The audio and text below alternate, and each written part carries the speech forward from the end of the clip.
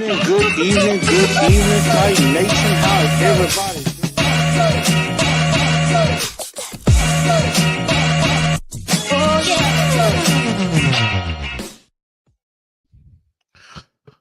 What's going on, Titan Nation?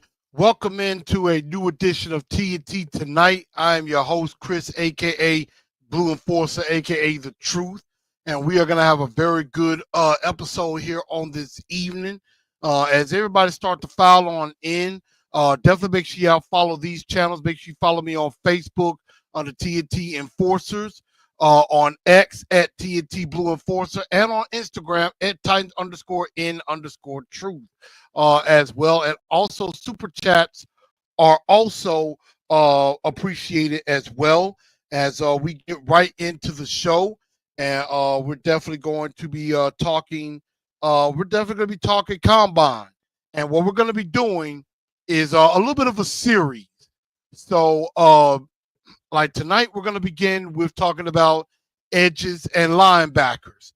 And then in the coming days, I'm going to be doing a video, of course, on our top 5 needs. Of course, I'm going to do one on offensive linemen. I'm going to do one on the wide receivers, as well as, well, the quarterbacks didn't really throw.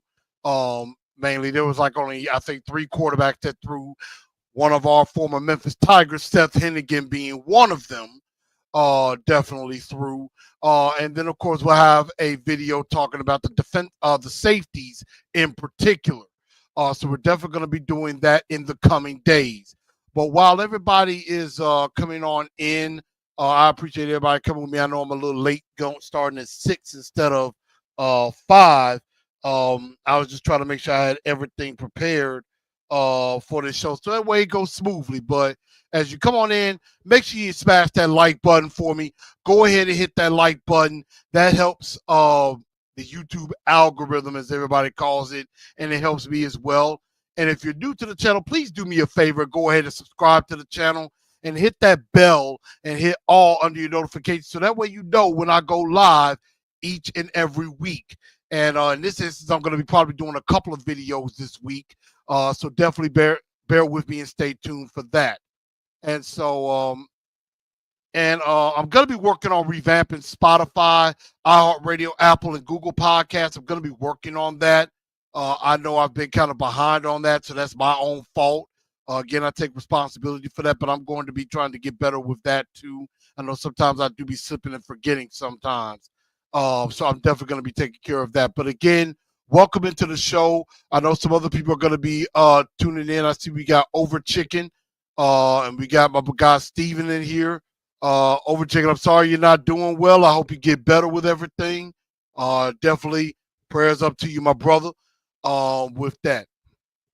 But let's get into a little bit of news of the day before we really get into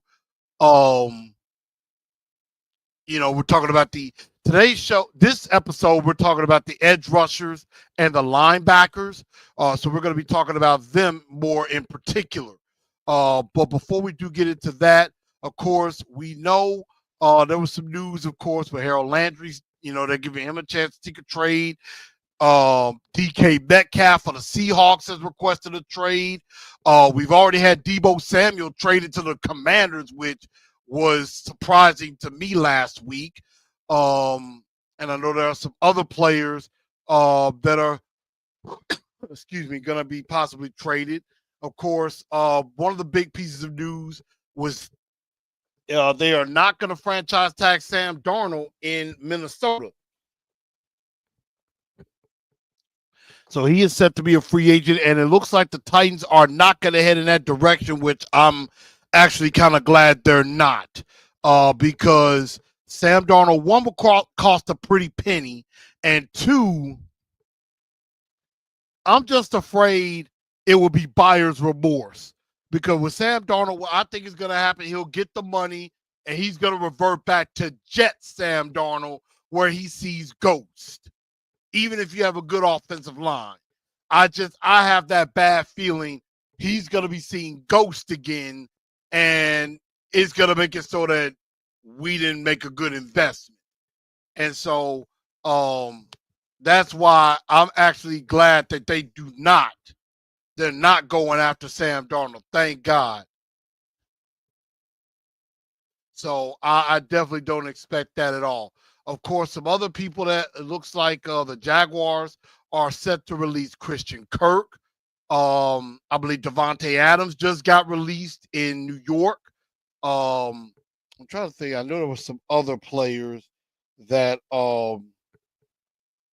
that could get released. Right now, I mean, I know there's a lot of talk.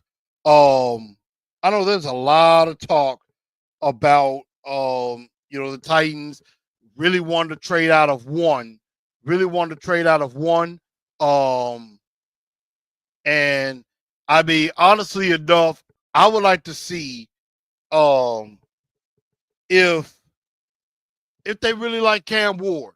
Because right now Cam Ward looks like he's the consensus number one.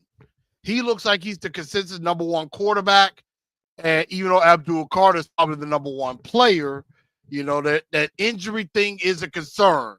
And I know a lot of people will say that, you got to trade back, get some more draft capital, to a desperate quarterback needy team like, say, the Giants, maybe the Raiders. Raiders, I wouldn't do that because I wouldn't want to trade too far back. I don't think Borgonzi wants to trade past 4. He wants one of these top 4 guys. He wants either Cam Ward, Shedeur Sanders, Abdul Carter, or Travis Hunter. He wants one of those 4.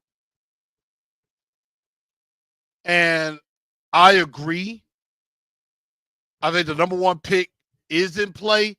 But the only way I trade that number 1 pick is if I get an offer I just simply cannot refuse.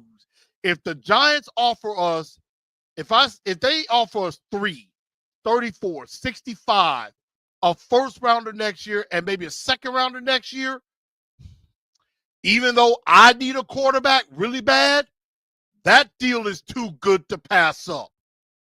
Because now, instead of having only 2 top 100 picks, you have 4. And you heard Borgonzi and Brinker, they want 30 top 100 picks. I think I want to say they want to have 12 to 1. I want to say it's like 12 top 100 picks in the next 3 years. And I think as of right now, they only have 8 in the coming years. And so you would go from having only 2 top 100 picks to having 4. You would have 3. You would have 34, 35, and 65. And then you would have a first and a second next year. And I would ride this thing all the way up until draft time. Because the Giants seem like a team that they are desperate. They are extremely desperate. And the Titans have got to play on that. And if the Giants aren't willing to give us what we want, be like, you know what, Giants? Thank y'all so much. We're going to take Cam Ward instead. We'll take Cam Ward for ourselves.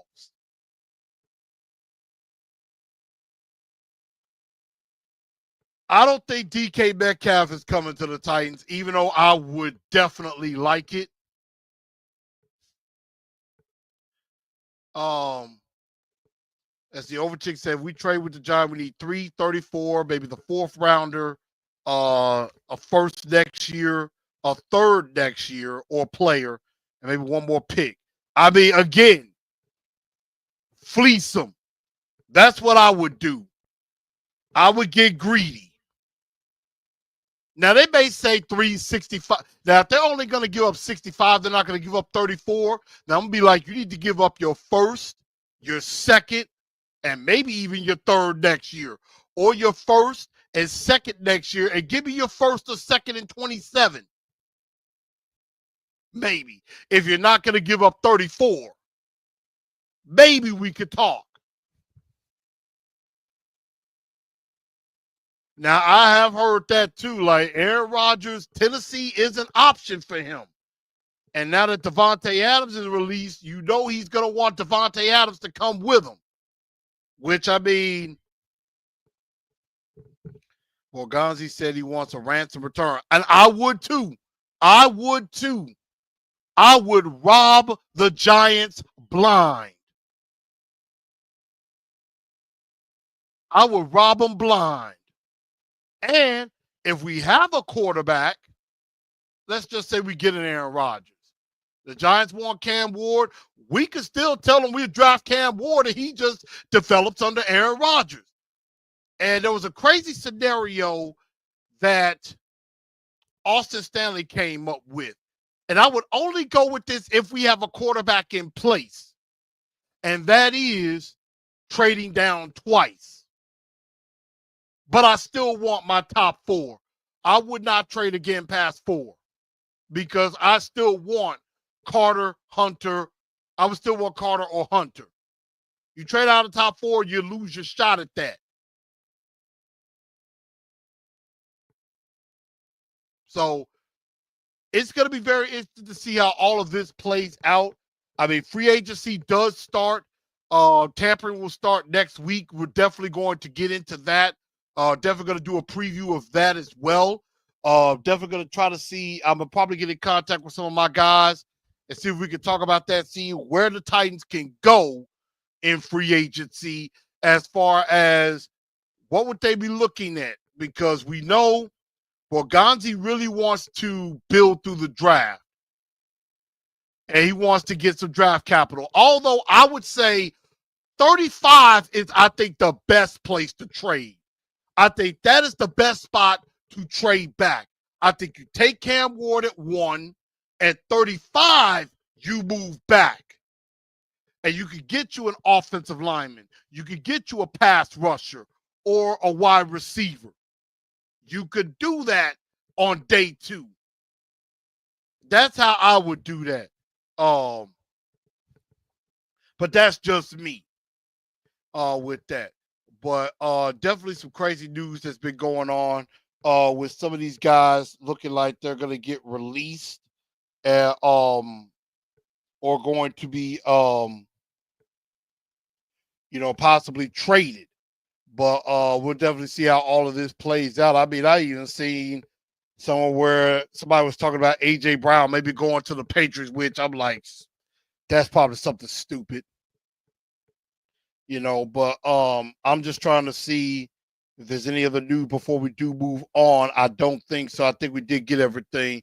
But one thing that is going to happen in the coming days is the Titans have moved quickly. The Titans have moved quickly, and all 4, the top 4, are going to be in town for their top 30 visits ahead of their pro days. And so you're going to have, I believe, Abdul Carter is going to be here first. He will be here tomorrow. And Cam Ward will be in town Friday, probably for the weekend, probably Friday and Saturday. Then Sunday, Shador is going to arrive, and we'll have him for Saturday and Monday. For Sunday and Monday. And then sometime later will be Travis Hunter, because I think there is some scheduling conflicts or something with him. And so, they'll get him later. But right now, a couple of pro days that have already happened, you had like Indiana, Purdue. There were some scouts, Titan scouts at Purdue's pro day today. Like Washington is on March 10th. Tennessee is on March 11th. So that's next Tuesday. Next Tuesday, Tennessee and Kentucky will have their pro day. And so I know a lot of eyes are going to be on a guy that we're going to be talking about in just a minute. And also Kentucky as well. And then, of course, when free agency begins, you got Georgia on the 12th. You got Clemson. I don't think there's too many with Clemson. But you have Arkansas on the 17th. And then 18th through the 21st is all Big 12. They're basically going to have a whole weekend with all the Big 12 teams, which that does include Arizona with T-Mac, Tet McMillan. You got Colorado with Shador and Travis Hunter. You got Iowa State. Of course, I believe there's a couple of receivers at Iowa State that you might want to take a look at. Oklahoma State, there's a guy or two that I would want to see about as well. So Pro days are starting to come quick, fast, and in a hurry. You know, they're definitely coming quick, fast, and in a hurry. They've already started as of March 3rd. That's when pro days have already begun. And then, of course, free agency, you know, again, the tampering period starts on the 10th. And then this time next week, free agency will be in full swing. I'm not expecting the Titans to make huge moves, but it wouldn't surprise me if something is done. So don't expect the Tennessee Titans to just go for everybody. I think Borgonzi's already said that, you know, they're going to make strategic moves. I think I would definitely say I think they will definitely be in on Ronnie Stanley. I do not have that confirmed, but I believe Ronnie Stanley is one of those guys the Titans should definitely be in on, because they've already said if they find a guy that can play left tackle, they are open to moving J.C. Latham to right. They have already said that. And so if you get a guy like a Ronnie Stanley, you can move J.C. Latham to right. Your right tackle problem is solved. You have a definitive Pro Bowl, All-Pro left tackle. And then all you got to do is fix guard. That takes away a need you can address in the draft. So instead of on that second round pick, instead of getting an offensive lineman, although you do need to get some depth later in the draft, you could draft a wide receiver there. You could draft an edge rusher there. But yeah, over chicken they're out on Sam Darnold because they want to go with a less expensive option, which I am with. I agree with that. I agree. I don't think they should go for Sam Darnold. I think it's a big mistake.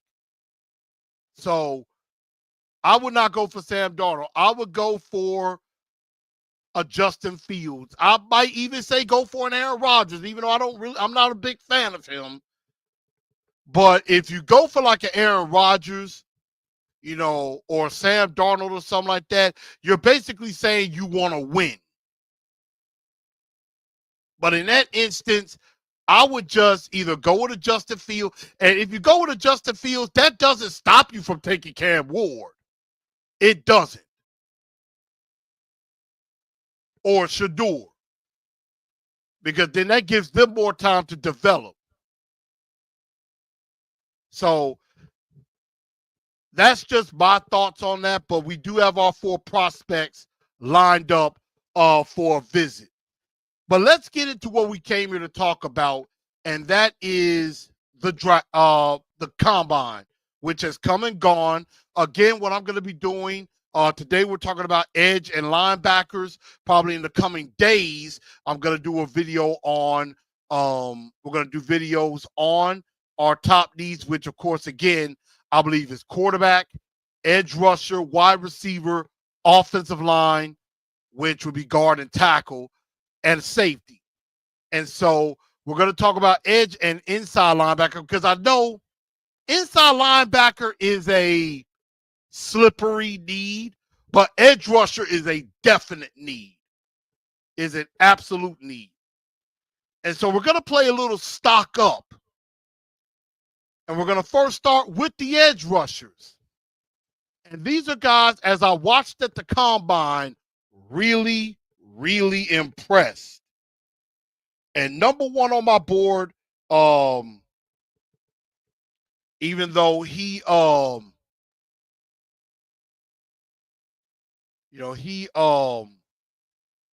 did not participate. Obviously, Shamar Stewart was, he ran a good 40 time, and he didn't have to do anything else. I believe he ran I just had it right here. He ran a 4.59. Shamar Stewart from Texas A&M, who I think is going to sneak into the first round. I really do. I think he's going to sneak. I think he's going to definitely sneak into the first round. And he won't get up there with Abdul Carter, but he is definitely going to be up there, probably back end of the first round. I really do. I think he's going to get in the back end of the first round, and he could be somebody that, I mean, if you don't get Abdul Carter, he would be a very he would be a very, very good um player to go get. He would definitely be a very, very good player to go get. Um and so I liked him a lot. Uh James Pierce Jr. from Tennessee. Man, did I love watching this young man. This young man put on a show.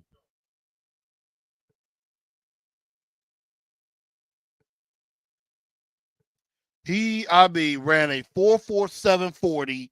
He ran a 4.4740, fastest of all the edge rushers. And he went through the drills. He was fluid. I mean, he could fly. Like, if he's there in round 2 and we go with a Cam Ward, I would love to get James Pierce Jr. I liked him a lot. I was a very big fan of him. Another guy that I thought was impressive was Princely Umamailing. I know I probably didn't pronounce his name right. But he was very impressive. And I really liked how, he's like taller and has longer strides, but was very crisp. It was very crisp. So I definitely liked what he brought in on that as well.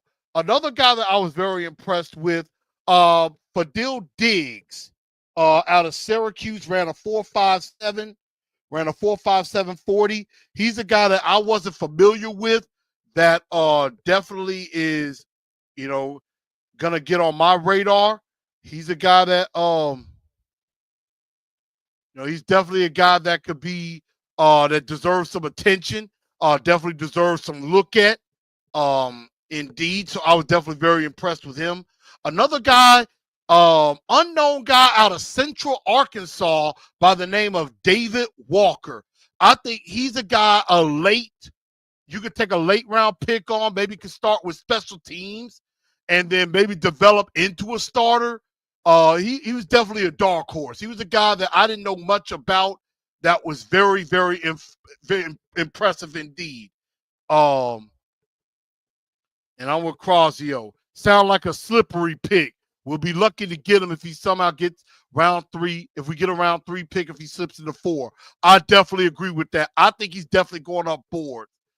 Another guy that at the combine they were really talking a lot about, a guy that doesn't have a lot of experience that maybe could start with special teams and develop, is a gentleman by the name of Ahmed Hassanin from Boise State.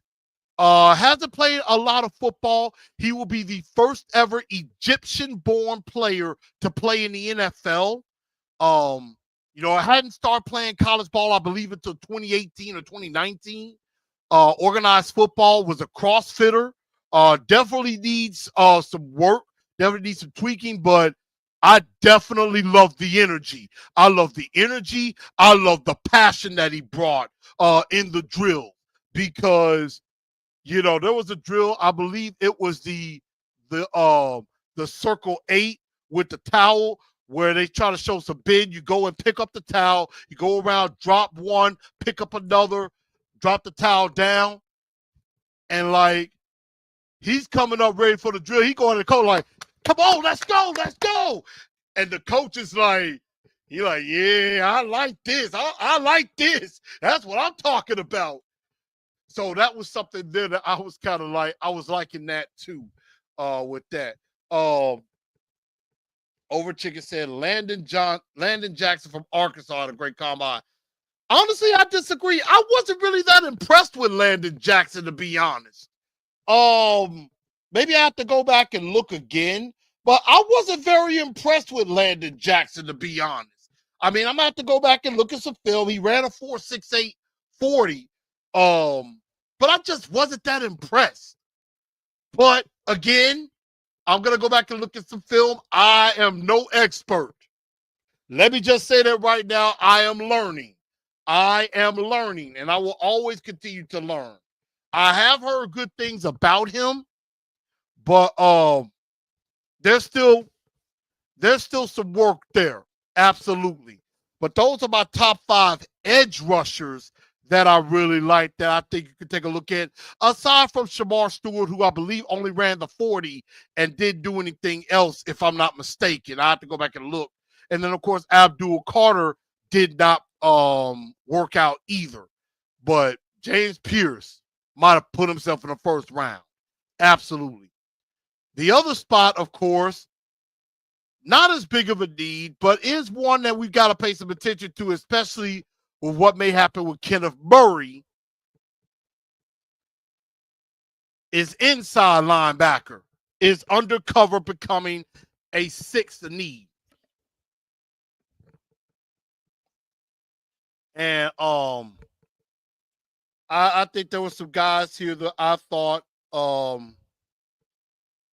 definitely could be some guys that we definitely take a look at, and that could be very impressive. And so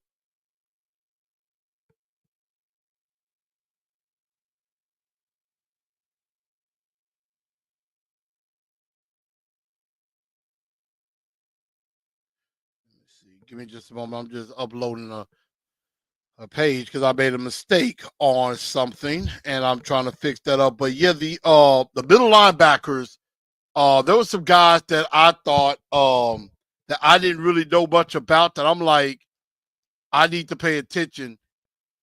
I need to pay attention to these guys. And there's a guy that I need to really, there's a couple of guys that are like, okay, I ain't never heard of them. And I'm like, maybe I need to start. Now, the man of the hour was, of course, Alabama's Jihad Campbell. Jihad Campbell from Alabama had a very solid workout. Probably the best inside linebacker in this draft. I believe Carson Swessinger of UCLA did not work out due to an injury. So he wasn't working out. But another guy that I thought was impressive from Oklahoma State, Nick Martin, worked out with a beanie on his head the whole time. And so, I mean, he was definitely fluid coming back from an injury. Definitely looked like he's fully healthy. So he would be a nice guy. Definitely. I'm with Crosio. Jihad would be nice. You could put him in there with maybe a Cedric Gray, and I mean that would be a nice young duo at linebacker. Cedric Gray still got a little bit to learn. James Williams is trying to learn the inside linebacker position as well. But I did like Nick Martin out of Oklahoma State. Was definitely looking good as well. I think he ran a pretty fast 40 as well. And so the 40s were very important. Like Jihad ran a 4.52, Nick Martin ran a 4.53. Another guy that I liked, Carson Bruner of Washington, who is the son of former NFL tight end Mark Bruner. I believe he played for, it was either the Jags or the Steelers. I can't remember. Let's see, Mark Bruner. Let's see, Mark Bruner. Yeah, he played for the Steelers. And so that was his son, Carson Bruner, playing out of Washington. And so definitely liked him as well. Liked his effort and everything as well. Another guy, and again, I don't know why the names are wrong. I think when I put it in on my phone, it basically did a auto, did the typo, which I always hate.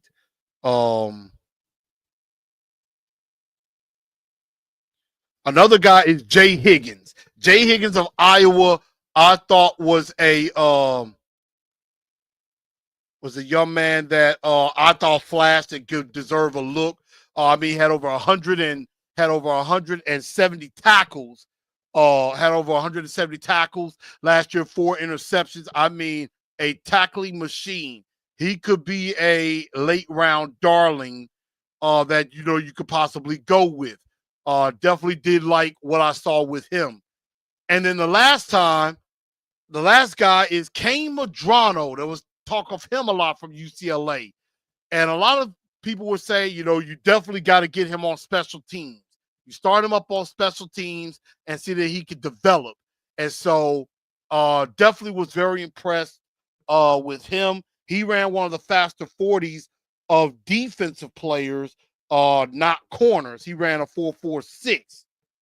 He ran a 4.46. So he was definitely up there. He was definitely faster. He was faster of any linebacker or edge rusher. He was basically, besides defensive backs, the fastest front seven player was Kane Madrano. So I was very much impressed with his work ethic and the way he was doing things on the field as well. So these are some guys that I'm definitely going to be paying attention to going forward in this draft process. And so we really got in a lot on that. Of course, the next video that's going to come out, I am definitely going to be looking at I'm going to be definitely looking at some defensive backs and safety. And in particular, I'm really not going to be looking at corner, because I don't think corner is that huge of a need, although there is that kid out of Kentucky, Maxwell Harrison, who ran a 4.28. I gotta go back and look at him, and I'm like, man, dude could fly. There were some of these corners that were running sub 4.4s. I'm like, you can always use some speed. You can never have enough. So we're definitely going to take a look at that. We'll definitely look at safety. And then the coming days, we'll also do definitely wide receivers, tight ends as well. And then, of course, offensive linemen next week as well. So let's see if there's any other news before we get ready to call this a day. But again, I know a lot of y'all are like wondering, well, what are the Titans really going to do? And this, that, and the third. Y'all got to remember, this is a lying season. This is lying season. And, a lot of lies are going to be told. A lot of things are going to come out, and you're going to be like, what? Huh? Or are they really? Things like that. So you got to be careful with what you believe. But, like TD put out a tweet that I do believe. It was about the news of possible trade talks. And he said, trade talk is real. A trade talk is real. If the Titans do stay at 1, it's going to be Cam Ward. But there is some serious trade talk going on. But if I'm the Titans, I ride this sucker out all the way. You milk those other teams for everything. Like as Cal Williams say, everything. You milk them for everything. Get them. And so we're definitely going to be putting some stuff out in the coming days. Probably going to be definitely watching again some. I'm gonna probably finish watching the safeties tonight. Definitely going to try to record tomorrow on the safeties, and then at some point Friday or Saturday, I will definitely do a video on wide receivers and maybe one of the quarterbacks that could be a late round pick, because I know like Jackson Dart threw, my guy Seth Hennigan threw, and things like that. So we're definitely going to take a look at maybe some dark horses there. But again, everybody, I hope everybody comes in. Go ahead and like the show before you go. And if you're new to the channel, go ahead and subscribe to the channel as well. And I thank y'all for tuning into tonight's show. Definitely stay tuned for the next episodes coming in. Definitely make sure y'all subscribe to the channel as well. And y'all have a very good rest of your Wednesday. Tighten up, because that's all we know how to do. I'll holler.